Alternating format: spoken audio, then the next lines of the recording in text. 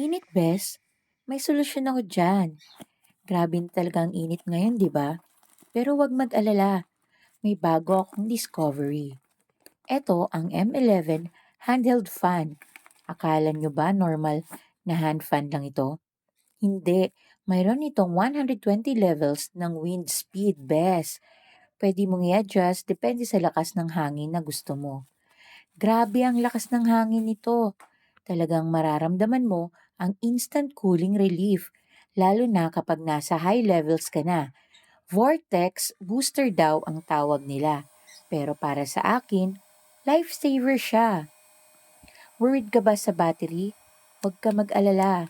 Ang M11 ay may long-lasting battery, pero syempre depende pa din yan sa kung gaano nyo kalakas ilagay ang hangin nito. USB-C rechargeable na rin siya, kaya convenient kahit saan ka magpunta.